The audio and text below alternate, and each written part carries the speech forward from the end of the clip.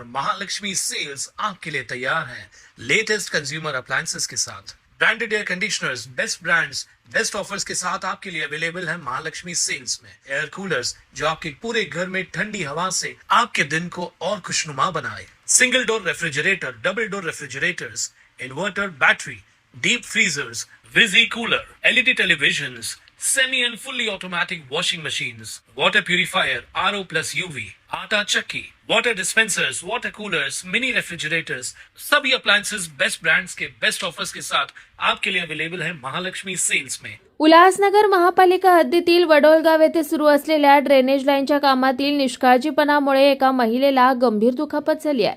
या घटनेत महिलेच्या हाताच्या बोटाला इजा होऊन ते निकामी झालाय।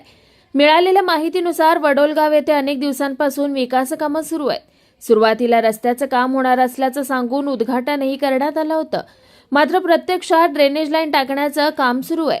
या कामासाठी रस्ता खोदल्यानं पावसाचं पाणी मोठ्या प्रमाणात साचत आहे, त्यामुळे नागरिकांना ये-जा करताना मोठ्या अडचणींना सामोरं जावं लागतंय।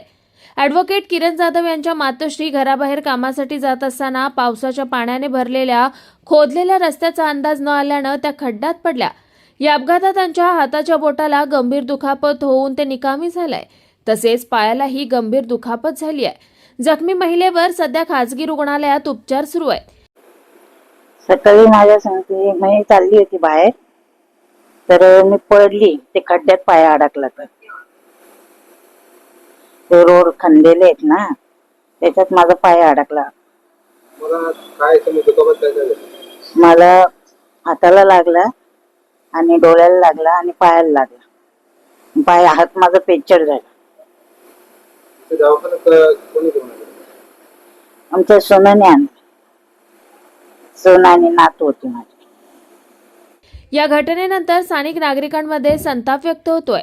खोदकामाच्या ठिकाणी बॅरिकेड, सूचना फलक आणि कोणतीही सुरक्षा उपाययोजना करण्यात आली नसल्याचा आरोप नागरिकांनी केलाय। संबंधित ठेकेदारासह जबाबदार अधिकाऱ्यांवर तातडीने कारवाई करून नागरिकांच्या सुरक्षिततेसाठी उपाययोजना कराव्यात अशी मागणी होतीये। 1.5 ते 2 महिने झाले इथं भूमिपूजन केला हा रस्त्याचा। जे स्थानिक नगरसेवक वगैरे खूप लोक होते की 2 दिवसात काम चालू होणार, त्यानंतर काय कारणाने ते काम बंद होऊन ड्रेनेजची लाईन चालू केली। ड्रेनेज लाईन जे खोदलंय जून 27 तारखेला, कमीत कमी 1.5 महिना व्हायला आलाय। ते खोदलंय ते ठीक आहे, मान्य आहे, पण त्यानंतर त्याही नॉर्मल जे पीसीसी वगैरे करायचं काहीच नाही करा असं सोडून गेलेलं आहे। यासाठी रोज कोण ना कोण पडतो। 2 व्हीलरचा सोडून द्या, लोकांना चालायचं सुद्धा इथं खूप म्हणजे खूप त्रास आहे। आम्ही वारंवार त्या सुपरवायझरला कॉल करतो, त्यांना सांगतो इथं अशी अशी प्रॉब्लेम आहे, तुम्ही येऊन का नाही बघत। ते एकच बात बोलतात की रोड बनणार आहे। मी बोललो रोड जेव्हा बनल तेव्हा बनल, तुम्ही तुमचं काम व्यवस्थित करा। मग ते बोलतात, मग पाठवतात 2 लेबर येतात, ते पण अनेज अंडर 18 जे आहे लेबर, ते येऊन फक्त नॉर्मली माती टाकून परत जातात 2 दिवसात परत तेच। आज आमच्या मोठे बंधूची आई पडली, याचा आधी पण 2 व्हीलर पडले, पण त्यांना मोठा काय दुखापत नाही झालाय म्हणून ते वाट बघतात आहे का, प्रशासन वाट बघताय का म्हणजे मोठा काहीतरी व्हावा इथं, आम्हाला हा विचारायचा आहे। आता आम्ही अशी म्हातारी कोतारी माणसं कधी आता 1.5 महिने झालाय, त्या कंपनीला काय करायला पाहिजे ना इथं येऊन। आम्ही कोणाकडे जायचं मग? Bureau report, Swanand media, Ulhasnagar. ताज्या घडामोडींसाठी स्वानंद न्यूजला सबस्क्राईब करा आणि बेल आयकॉनवर क्लिक करा।